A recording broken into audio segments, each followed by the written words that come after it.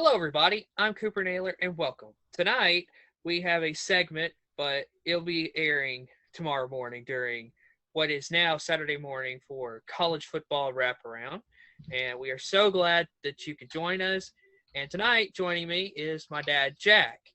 So, how are you tonight? I'm doing good, Cooper. How are you doing?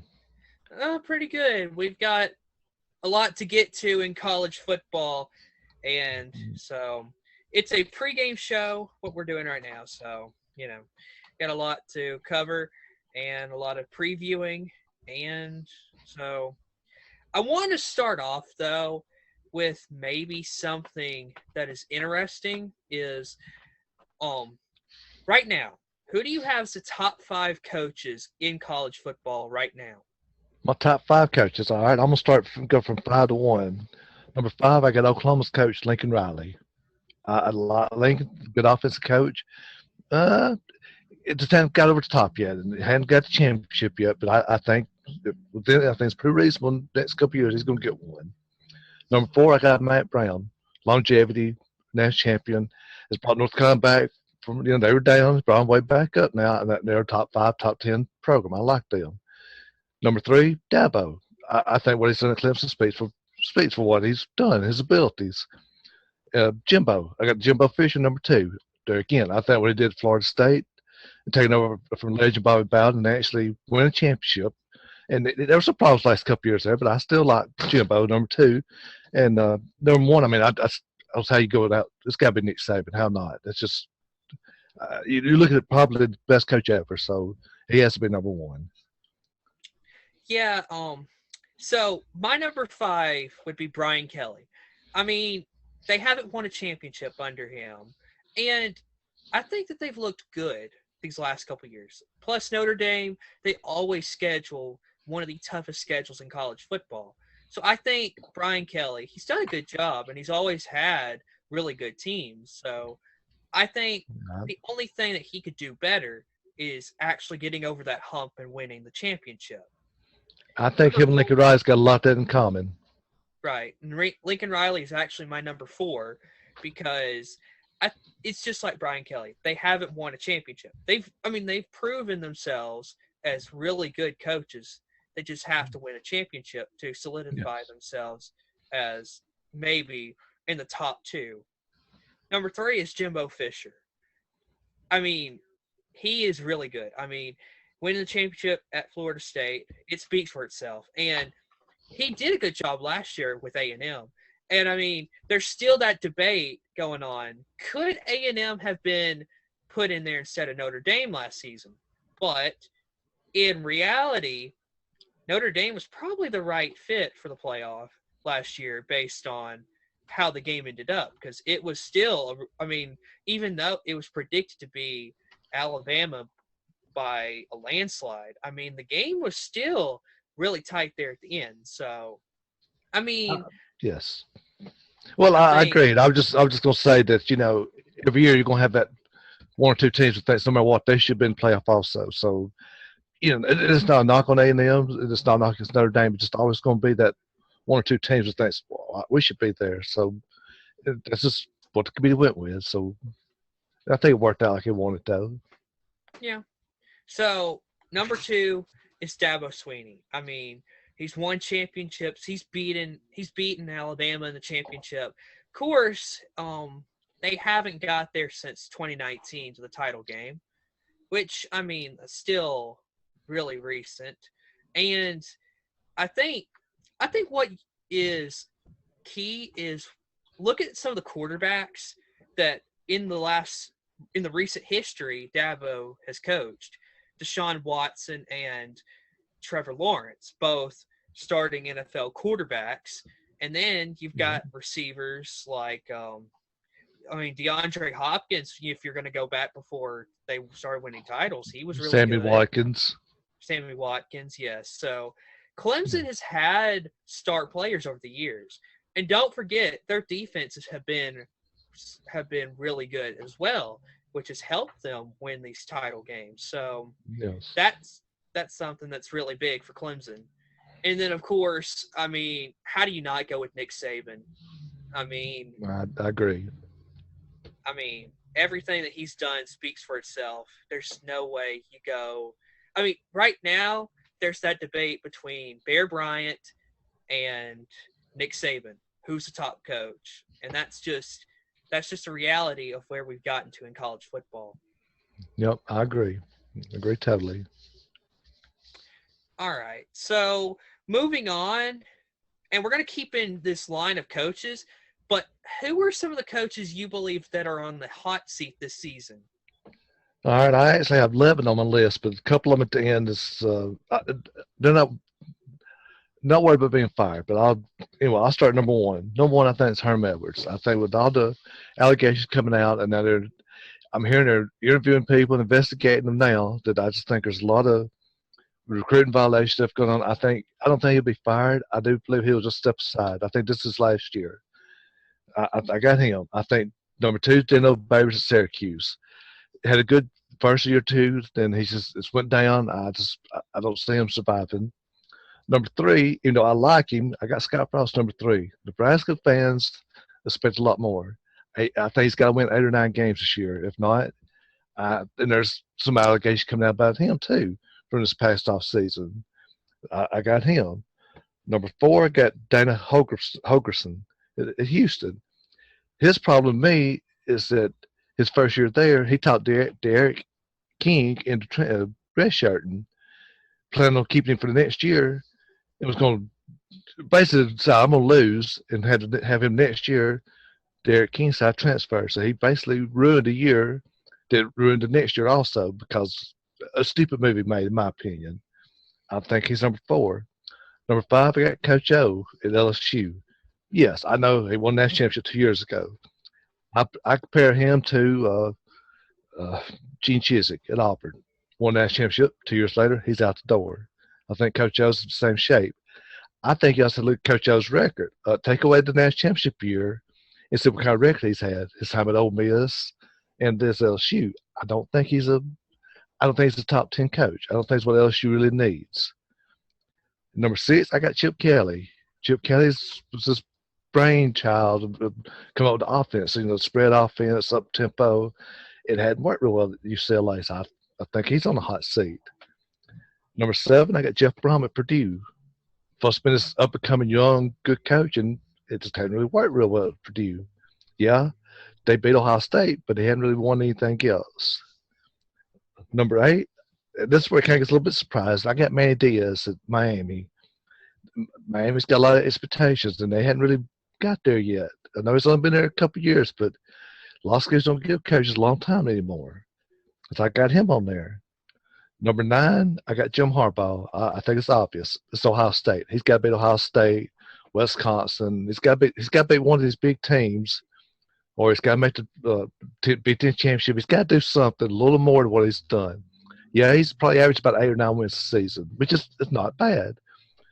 But it's not even getting beat by Ohio State. It's getting beat 50 to nothing. It's getting beat 40, 50 points. He's got to do something. All right, number 10, 11, these two guys are not getting fired, and I got them on here, and it's kind of – you'll probably laugh at it, but I got Kirby Smart number 10. Not because I'm afraid he's not getting fired, but he's lost some games he shouldn't have. He had a chance to beat Alabama 2 different times, and I feel like he blew those games. Even as an Alabama fan, I think he blew those 2 games. And both times, Alabama took their starting quarterback and benched him for the backup, and he got beat both times. I think he's got to make the playoffs this year. And he's not getting fired, but I think Georgia fans expect the playoffs. This is supposed to be the best team he's had at Georgia. Best quarterback, the whole deal. This is supposed to be the year. And number 11, I got Jimbo Fisher. Not worried about him being fired. I think he's one of the top coaches. Obviously, I gave him list number 2 coach. But Texas A&M paid him $75 million guaranteed, and he's done very good. But they expect to beat Bama. He's got to come up with either beat Bama, make the playoffs. He's something in there, in my opinion, he's got to do. But they're not going to fire him. Kirby's not getting fired. I don't think Jim Harbaugh's getting fired. But those 3, I think, have got to do a little something, a little more of what they've done before.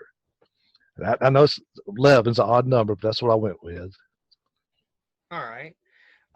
So number 1 for me is Jim Harbaugh. I think it's like what you said. People expect more like Michigan fans expect more from Jim Harbaugh, and it's just like getting beat bad to Ohio State. It leaves a bad taste in the mouths of Michigan fans, and Yes. plus they haven't beat Ohio State in a very long time, and that's going to be something people that Michigan fans they want to happen. They want to beat Ohio State eventually. I don't think this year's the year. And plus, I mean, you got to play Wisconsin, who I believe is going to be really good. So you're going to have, I mean, for at some point, Michigan's got to beat one of these powerful teams in the conference, or Yes. else Harbaugh may lose his job. At number Yes. 2, I've got Dino Babers at Syracuse. It's just like what you said. He's not, he, unless there's some kind of miracle in Syracuse this season to really, shape the scale of where Syracuse is going to go, I just don't see Dino Babers keeping his job. Yes. And then at number 3, I have a feeling this season it's going to be a rough year for USC. And this is what, I mean, I just have a feeling Clay Helton may get fired this season. And I feel like you're going to have all these expectations coming into the season.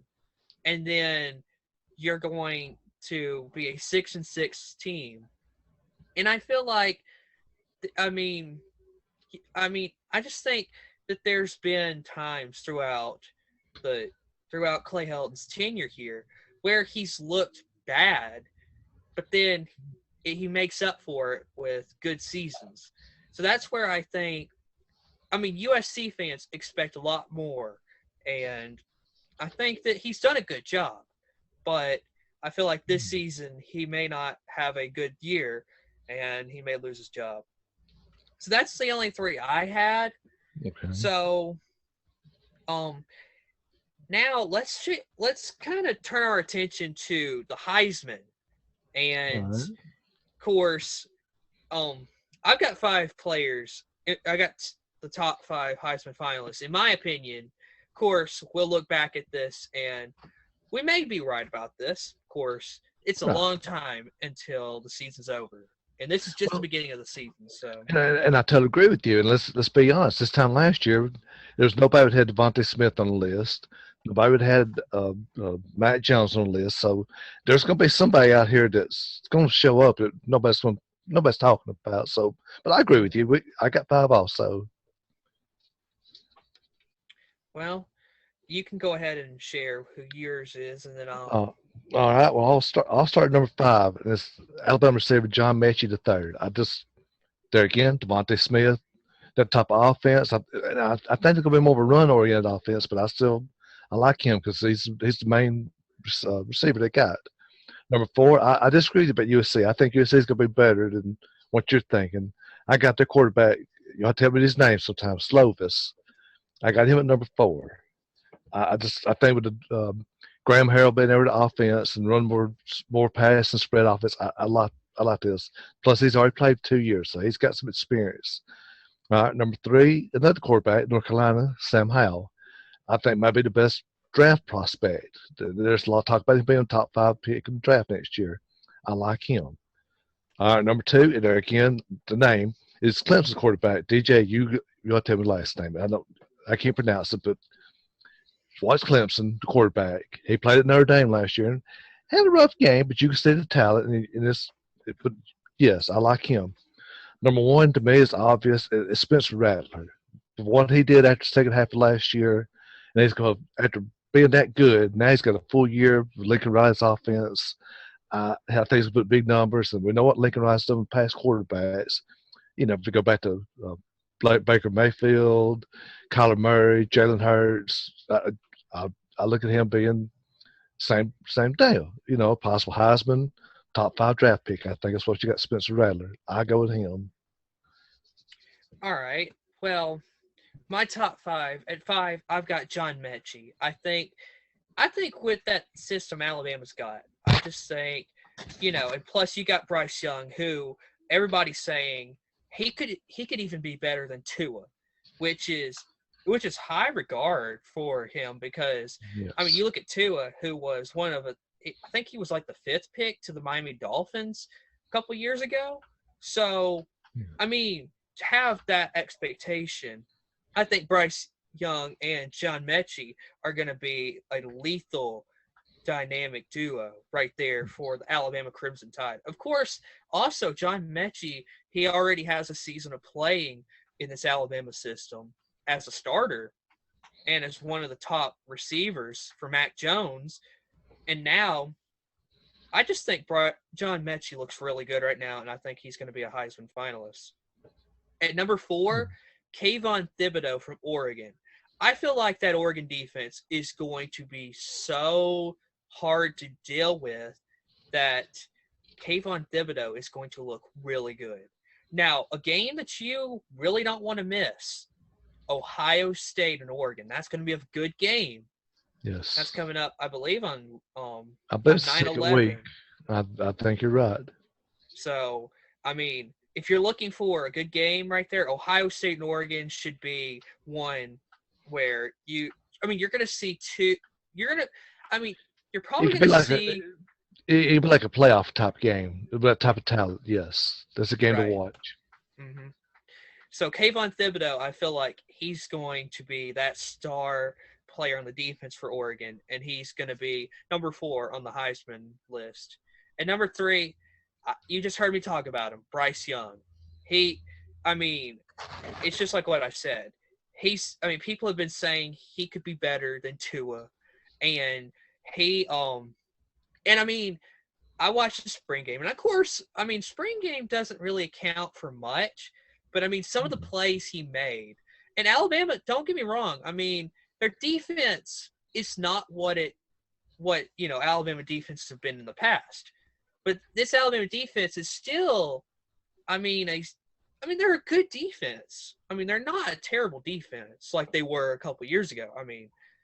A couple years ago when they finished 11-2, that was an atrocious defense.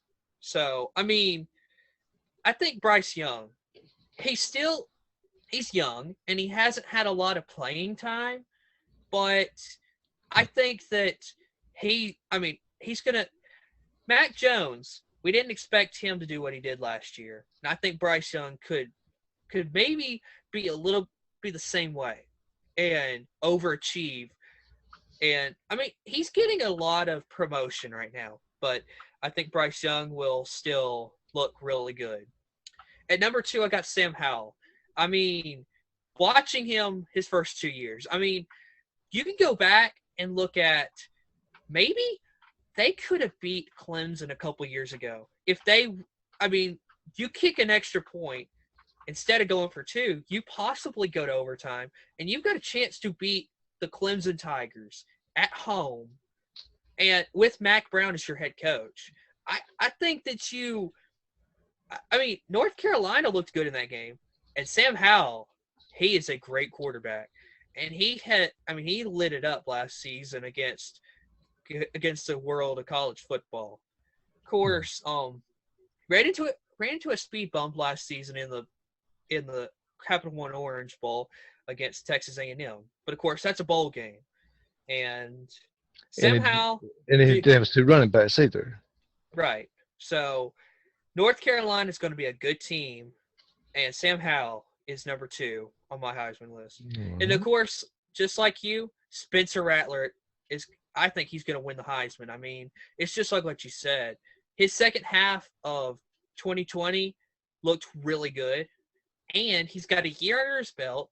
He's got the experience, and he was incredible when he did play good. Of course, one thing that does make him look a little worse is maybe that loss to Kansas State early in the year. But, of course, his second half of 2020 looked incredible. And don't get me wrong, bowl games don't matter. But if you go back and look how he played against Florida in the Cotton Bowl, it was a good night for Spencer Rattler. So I think he's going to win the Heisman. We agree. Okay, so now I do want to turn my attention though to to who is going to be playing for the conference championship games. All right. Of course, we're going to do the Power 5 right now. And then, of course, if you want later, we can watch some football, and next week maybe get kind of talk about the Group of 5 conferences for now. But that sounds good. All right, let's start with the ACC. And well, I mean, the ACC, I kind of think most everybody's going to the same pick. It's going to be Clemson, North Carolina, but I'm going to surprise. I got Carolina winning the ACC. I'm going to we're going to do all mine. Yeah, go ahead. Okay. All right. Well, then I go to Big Ten. I go to Ohio State. I got Iowa. I've been doing a little reading and stuff, and people expecting Iowa's offense to be a little better this year. So, and they usually have a good, solid team. I'm going Iowa, but I pick Ohio State to win the conference. All right. I go to Big 12. There again, I think most everybody's going to pick. It's going to be Oklahoma and Iowa State. I'm picking Oklahoma. I go Pac-12. It's where me and you definitely disagree. I think USC is going to be a very good team. I don't know what it is. I just do. I think it's going to be USC and Oregon in the Pac-12. I got USC win the Pac-12. They have been a Pac-12 championship 2 years. They've made Rose Bowls. I think this is their year. SEC, I think a lot of people, it's Bama and Georgia, and I got Bama winning that one. So I got Bama, USC, Oklahoma, Ohio State, and North Carolina as my 5 champions, the Power 5s. Wow.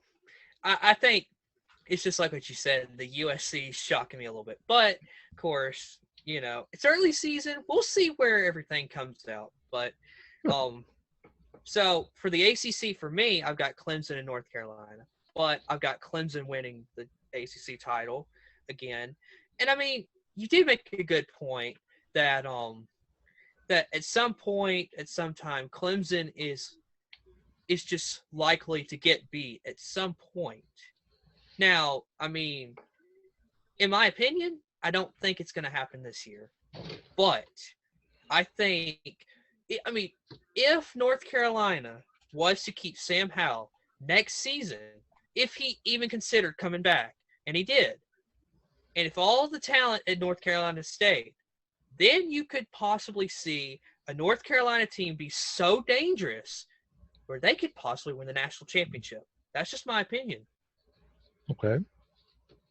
So for the Big Ten, I've got Ohio State and Wisconsin.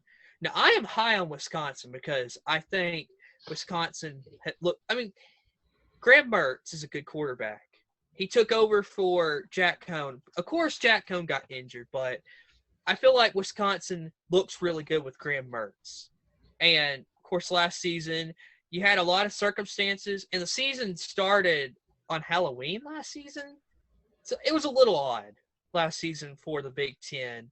So I expect Wisconsin to do good things, but Ohio State's going to win the conference again. I just don't think there's anybody in the Big Ten that's really going to beat Ohio State. And I think that's – if you're going to go look at, like, conferences right now, like the Power 5 and who's the best, I think that's the one thing that you're going to look at Big Ten and SEC that really separates those two. And that is in the SEC, Alabama is the top team in college football. But don't get me wrong, they could still get beat to Georgia or Florida throughout the season. So, I mean, that's where you got to look at it as I don't really see any competition for Ohio State in the Big Ten, whereas I think there's some competition for Bama in the SEC. But for the Big 12, I've got Oklahoma and Iowa State, and I got Oklahoma winning because Spencer Rattler, he's just going to look too good. So, I mean, he's going to look too good not to win for Oklahoma. So I agree with you, but the only thing I will say is Iowa State's got their quarterback, running back, got most of the team back, and they just split with Oklahoma last year. So, but I'm with you. I go with Oklahoma, but I would not be shocked if Iowa State beat them one time this year. I don't know if they play in regular season or not, but I wouldn't be shocked if Iowa State did beat them. But okay, so for the Pac-12, and this is where we differ, I've got UCLA and Oregon.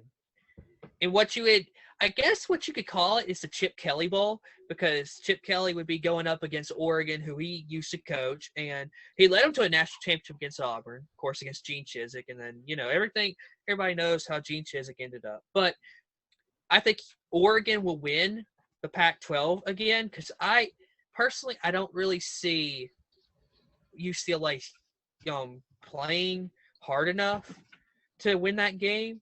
Of course, UCLA, I think they've got a good team. And Dorian Thompson-Robinson, he's a good quarterback. And you know what? In my opinion, I mean, if you're going to look at a guy who could possibly win the Heisman and nobody really expect it, I think Dorian Thompson-Robinson could be that guy. Okay. So, Oregon, I feel like, is going to win the Pac-12. And then, of course, lastly, the SEC, it's Alabama and Georgia, and Alabama's going to win. Alabama is the top team in college football right now. They're coming off a national championship. And despite what people are going to say, they just reload every season. They lose a bunch of starters, but they just reload.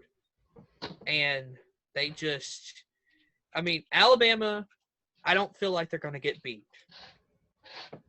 So. Okay. Well, now comes the time that all of you watching have been waiting for. That is, who is going to be in our playoff? So I agree. I'm sorry, I wouldn't jump the gun, but I'll go ahead and I'll do my top. I'll do my four. And then all Power 5 schools. You got Alabama and USC in one matchup. I got Oklahoma and Notre Dame another matchup. And I'm going to just go through all of it. I got Alabama and Oklahoma championship game, and I picked Bama to repeat. I just think they're just reloading, and I think by the time Bryce Young gets the full year in, I don't see them beating them.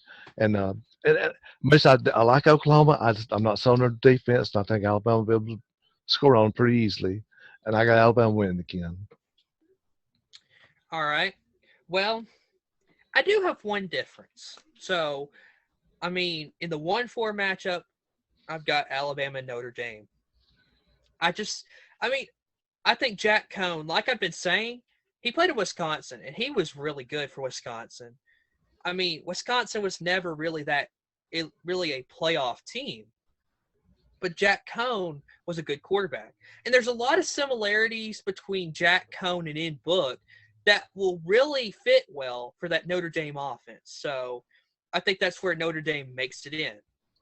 And then, could you ask for a better matchup?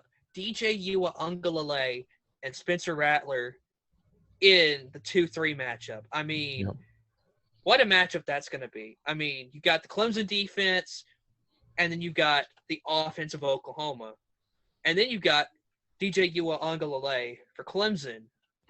And, that matchup could potentially be – it could be like a national championship feel, because it's – you've got two of the 30 best teams in college football, in my opinion. So – and then I feel like Alabama and Clemson are going to battle it out again for the national championship.